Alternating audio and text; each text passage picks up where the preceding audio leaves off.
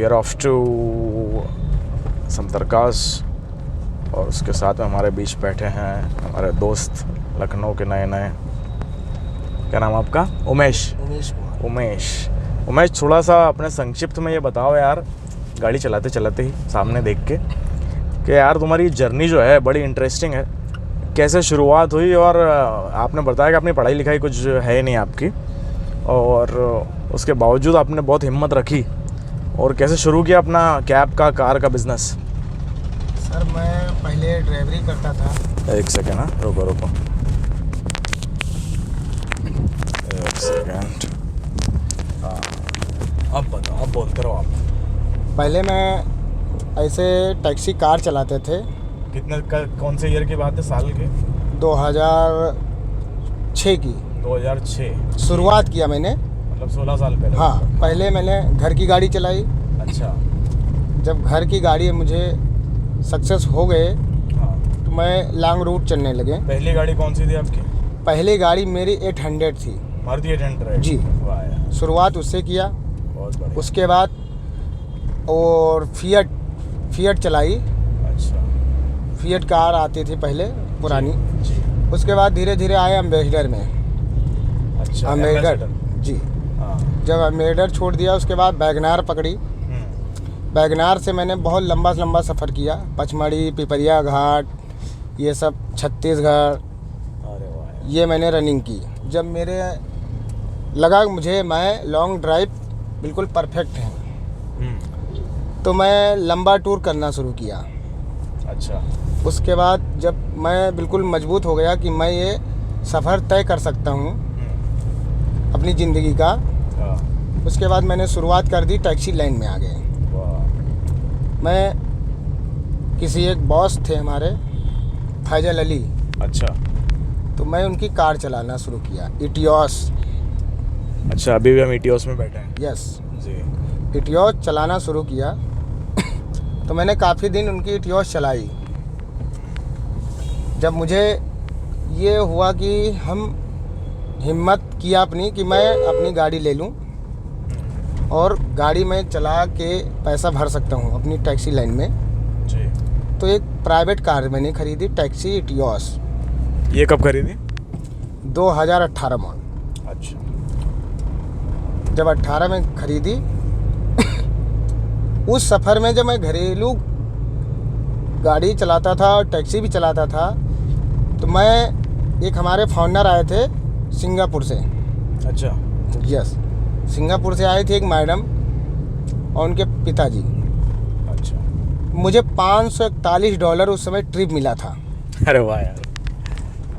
जब वो ट्रिप मुझे मिला, तो मैंने लगभग, मुझे 40,000 रुपये मुझे मिला। मैंने उसको भंजाया, यहाँ लखनऊ में बोलते हैं भंजा दिया। हाँ। मुझे 40,000 रुपये वो इकट्ठा हुआ, प्लस मेरी सैलरी जोड़ के लगभग 60,000 रुपये मेरे पास कैश हो चुका था 2018 में। यस। वाह। मैंने हिम्मत कसी, मैंने एक गाड़ी बुक कर दी। वाह यार। चलाते चलाते मैंने कार बुक कर दी कि मुझे अपनी कार खरीदनी है। कौन सी? वही इटियोस? कौन सी? इटियोस। अच्छा। मैं खुद अपनी गाड़ी चलाऊंगा। तो मैंने एक कार खरीद ली। जब 60,000 हो गया, मैंने गाड़ी बुकिंग डाल दी, और जहां मैं जॉब करता था वो मोटर मालिक मुझे घर नौकरी से बाहर कर दिया। अच्छा। कि खुद अपनी कार खरीद रहे हो तो मेरी गाड़ी क्यों चला रहे हो। सही है। तो मुझे हटा दिया। 3 महीना मैं घर पे बैठा रहा। अच्छा। मैंने पूरी प्रक्रिया करता रहा और मैं किराए पे रहता था। लॉकडाउन से पहले की बात है ना ये? हाँ, 2018 की बात है। जी जी।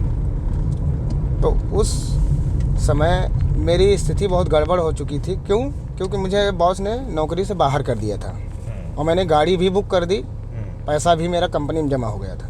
अच्छा। फिर भी हिम्मत नहीं तोड़ी मैंने। फिर मैंने जब गाड़ी का मेरा लोन अप्लाई किया, लोन हो गया, मैंने गाड़ी ले लिया। इधर उधर से मांग जांच के कर्जा लेके गाड़ी मैंने उठा ली। फिर मेरी एक कार ली, अच्छे से मैंने सर्विस दी गेस्टों को, और मेरा बिजनेस काफ़ी सक्सेसफुल हुआ। मैंने फिर जब मेरी कार आ गई, फिर भी मैंने हिम्मत नहीं तोड़ा। मैंने सोचा क्यों ना एक बड़ी गाड़ी खरीदें। अच्छा। हाँ, फिर मैं पैसा जोड़ता रहा, बैंक को किस्त समय से देता रहा। बहुत बढ़िया। उसके बाद फिर मैंने एक इनोवा क्रिस्टा बुक कर दिया। ये बहुत बड़ी हिम्मत थी आपकी। इनोवा क्रिस्टा कब बुक किया आपने? इनोवा क्रिस्टा लगभग वही 4 महीने बाद मैंने बुक कर दिया। जब इनोवा क्रिस्टा बुक कर दिया, लोन अप्लाई किया, क्योंकि मैं बैंक को सही समय से पैसा मेहनत करके भरता रहा, बैंक मुझे लोन दे दिया। फिर इनोवा क्रिस्टा मैंने उठा ली। जब इनोवा क्रिस्टा उठा ली, उसकी भी सही समय से दोनों कार की मैं EMI देता रहा और अपना काम करता रहा, खुद ड्राइव करता रहा। फिर इनोवा क्रिस्टा फिर मैंने बुक कर दी, हिम्मत दिखाई कि मुझे लगा कि मैं इस काम में सक्सेस हो सकता हूँ। बहुत बढ़िया। फिर मैंने इनोवा क्रिस्टा बुक कर दी। 3 महीने बाद फिर इनोवा क्रिस्टा उठा लिया। उसकी भी सही समय से EMI देते रहे। फिर मैंने दूसरी गाड़ी इनोवा क्रिस्टा फिर बुक कर दी। अरे वाह। फिर तीसरे महीने मैंने इनोवा क्रिस्टा बुक कर दी। लगभग चौथे महीने में मैंने गाड़ी इनोवा क्रिस्टा फिर मैंने उठा लिया। आज की तारीख में आपके पास में कितनी कारें हैं? इस समय मेरे पास अपनी 5 कार हैं, जिसमें 3 इनोवा क्रिस्टा हैं, 2 इटियोस हैं। इटियोस से कुछ खास लगाओ? इटियोस से खास लगाव ये है कि मेरी पहली सीढ़ी इटियोस है। मुझसे सबसे ज़्यादा लगाव उसी से है, क्योंकि मैंने शुरुआत किया है और मुझे सक्सेसफुल हुए हैं। पहले मैं साइकिल से चलता था, आज मेरे पास 5 कार हैं, जिसकी कीमत एक कार की छोटी इटियोस की लगभग 11 लाख रुपए है, और जो इनोवा क्रिस्टा है इस समय की कीमत है लगभग 23 लाख रुपए। और मैं सफ़र कर रहा हूँ, और फिर मैं 2 क्रिस्टा बुक कर दिया हूँ। अगले महीने में फिर मैं 2 इनोवा क्रिस्टा उठा रहा हूँ। तो 7 सीटर या बड़ी गाड़ी में आप इनोवा ही क्यों उठा रहे हैं? जैसे दूसरी गाड़ियाँ भी, अर्टिगा वगैरह भी है, तो उसके पीछे कोई कारण? कारण ये है कि जो इनोवा क्रिस्टा है, अगर इसकी जगह पे 50 लाख की गाड़ी ले आए, उतना कंफर्टेबल नहीं है। और कस्टमर भी उसी को सजेस्ट करता है कि मुझे इनोवा ही आगे चाहिए। फॉर्च्यूनर और इनोवा दोनों जा रही है, वो भी अच्छी खासी बड़ी गाड़ी है इनोवा भी। बड़ी ज़रूर है, फॉर्च्यूनर से छोटी नहीं लग रही है, जबकि फॉर्च्यूनर 40 लाख पार हो जाएगी। हाँ 42 लाख की है लगभग, मगर जितनी कंफर्टेबल, जितनी सेफ्टी इनोवा में है, उतनी फॉर्च्यूनर में नहीं है। क्योंकि वो दिखने में भारी है, मगर जो आपको कंफर्टेबल है, इनोवा से अच्छी कोई कार ही नहीं है टैक्सी लाइन में। अच्छा ये बताइए, आपने शुरुआत तो बहुत अच्छी करी, बहुत हिम्मत बटोरी, और आपको जितने भी लोग देखेंगे हमारे माध्यम से वो बहुत इंस्पायर होंगे, क्योंकि एक साइकिल से सफ़र शुरू करके ये बंदा आज 5 कारों पे खड़ा है और 1-2 महीने में 2 बड़ी गाड़ी यानी कि इनोवा और बुक करने वाला है। ये इसके लिए कुछ रजिस्ट्रेशन वगैरह कुछ होता होगा ना, कुछ के टैक्सी परमिट वगैरह, उसके लिए आपने अप्लाई कैसे किया? उसमें कोई परेशानी हुई? सर क्या है कि जब मुझे मेरा बिजनेस अच्छा चलने लगा, तो मैंने एक लेबर कोड से आता है टैक्सी का, जैसे फर्म अपना बनता है। जैसे मेरा है अनन्या टूर एंड ट्रेवल्स, तो उसी के आधार पे अगर आप फर्म रजिस्ट्रेशन कराते हैं, तो जैसे कोई कस्टमर क्या है कि आप बिना GST बिल दे सकते हैं, तो मैं ये शो कर सकता हूँ कि हाँ मैं रजिस्ट्रेशन हूँ। उसके बिहेव पे सरकारी और प्राइवेट काम कर सकते हैं। और इसमें ये भी बेनिफिट है कि मैं रजिस्ट्रेशन तो करा ही लिया हूँ, और अगर आप GST लेना चाहते हैं तो इस रजिस्ट्रेशन को रोक के आप GST वाला आप रजिस्ट्रेशन करा सकते हैं, कि जिस पे आप टर्नओवर ज़्यादा से ज़्यादा कर सकते हैं। हमारा बिजनेस अगर साल का 20 लाख से ज़्यादा होता है, उसके आगे हम GST और टैक्स देना चाहते हैं। अच्छा, इसके अलावा ये बताइए कि ये जो प्रक्रिया है कागज़ी कार्रवाई, और जैसे थोड़े कुछ दर्शक जो हमारे होंगे ऐसे जो सफ़ेद पट्टा और पीले पट्टे में फ़र्क तो जानते हैं, कमर्शियल व्हीकल है, तो इसमें कितना क्या खर्चा हो जाता है और क्या क्या इसमें प्रॉब्लम आपको क्या आई कुछ?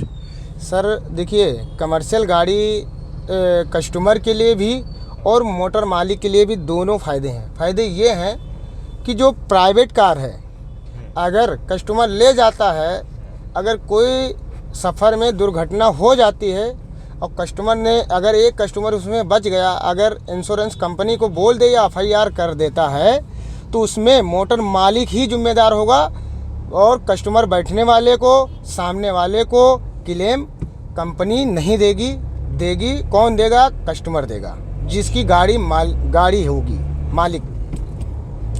तो कमर्शियल गाड़ी हमारे हिसाब से सफ़र में कस्टमर को भी लेना चाहिए पीली प्लेट की, और अगर आप टैक्सी का काम कर रहे हैं तो पीली ही कमर्शियल गाड़ी व्हीकल हमेशा चलाएं। तो आपके लिए भी सेफ रहेगा ओवरऑल, दोनों के लिए। क्या बात है, बहुत अमेजिंग। और अच्छा, साथ में आपको देख के जो भी लोग इंस्पायर होंगे, जितने भी लोग आपके वीडियो देखेंगे, आपसे बहुत सीखेंगे कि एक छोटे से लेवल से आपने शुरुआत करी, प्लस आपका पढ़ाई में भी बैकग्राउंड नहीं है, यानी इससे हमें ये सीख मिलती है कि हिम्मत यदि इंसान करे तो कुछ भी कर सकता है। तो ऐसे लोगों को क्या कहना चाहेंगे जो कुछ अपने बूते पे करना चाहते हैं? अगर देखिए सर, अगर अचानक हम सोचें कि 2 सीढ़ी, अगर पहले सीढ़ी पे डंडे पे पैर रखे हैं, चौथे पे रखने की कोशिश ना करें। कृपया धीरे धीरे चढ़ाई चढ़ें तो लंबा सफ़र तय कर सकते हैं। अगर ज़्यादा ही अचानक सफ़र तय करना सोचेंगे, अगर किसी आदमी को 10 किलो उठाने का क्षमता है, अगर उसको 30 किलो आ पाएगा। तो वैसे सफ़र है, आप धीरे धीरे सफ़र करिए। लॉन्ग ड्राइव करेंगे, अचानक करेंगे तो उसमें धोखा हो जाएगा।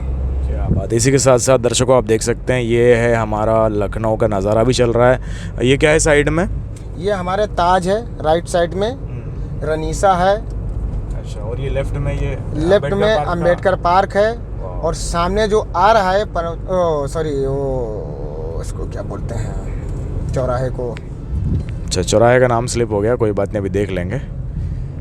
वेरी नाइस, बहुत अच्छा लगा आपसे बात करके, और उम्मीद है कि जो भी लोग ज़िंदगी में जो भी कुछ करना चाहते हैं। अच्छा, संतामुलक चौराहा आ रहा है, चौक पे आ गए। हाँ, तो ये चौक पे हम आ चुके हैं, और बहुत खूबसूरत ये शहर। सो यहाँ पे सफ़र जारी है, और अभी आपको लेके चलते हैं अलग अलग जगह पर। थैंक यू जी। आप कुछ कहना चाह रहे हैं? ये हमारे गोमती नदी है, रिवर फ्रंट। ख़ास चीज़ ये है, कहते हैं कि लखनऊ की शाम, बनारस की सुबह। अच्छा, फेमस है।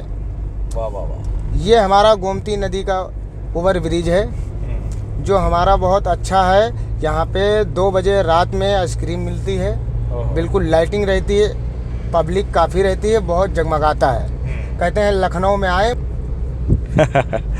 चलिए, इसी के साथ में इनकी बहुत इंस्पायरिंग स्टोरी थी। ऐसे ही आपको भी कुछ करना है जीवन में तो बहुत ज़्यादा सोचिए मत, क्योंकि बहुत ज़्यादा सोचने से भी इरादे कमज़ोर हो जाते हैं। समय लीजिए, सोचिए, लेकिन ज़्यादा मत सोचिए, कदम उठाइए, आगे बढ़िए, और ऊपर वाला हमेशा आपका साथ देगा। Thank you so much for watching this video.